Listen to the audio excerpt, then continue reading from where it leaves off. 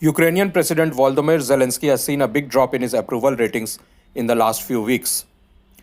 A survey by the International Republican Institute and funded by the USAID claims that only 42% Ukrainians strongly approve of Zelensky as the president of the country. Almost 40% Ukrainians somewhat approve of Zelensky as president of the country. Now, these figures are down from 58% and 33% respectively in a poll conducted in April 2023.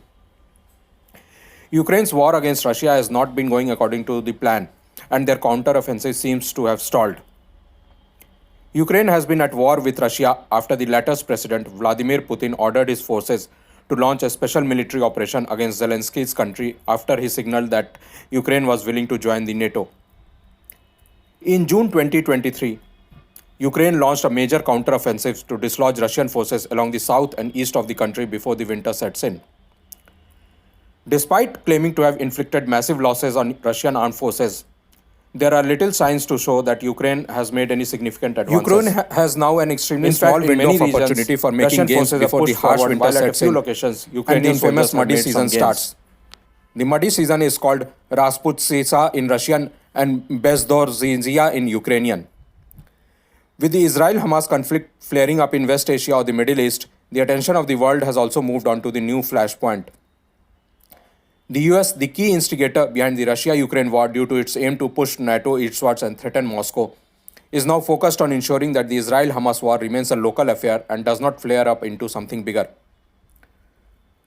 Despite massive amounts of military and financial aid, Russia still controls around a fifth of Ukraine, including most of the Luhansk and Donetsk regions in the east, the Crimea Peninsula and Zaporizhia in the south, and parts of Kherson region.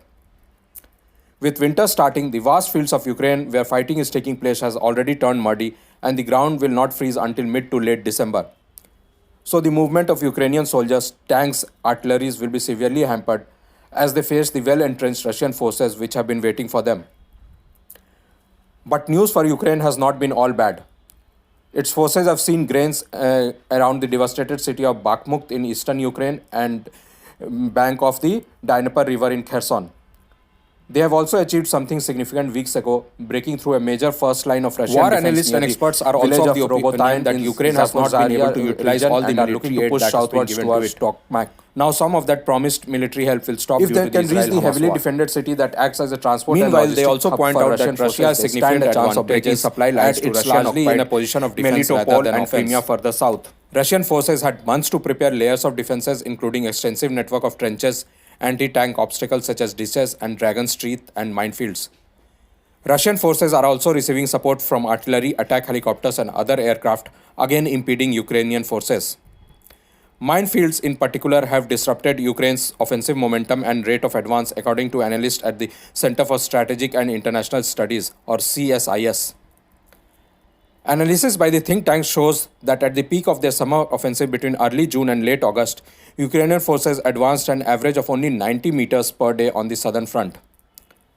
The CSIS noted that some minefields have been expanded from 120 meters to 500 meters in some areas, making Ukraine the most heavily mined country in the world today. And the situation is a formidable and time-consuming challenge for its troops to overcome. Thanks for watching our video. If you like our video, do subscribe to our channel and press the bell icon for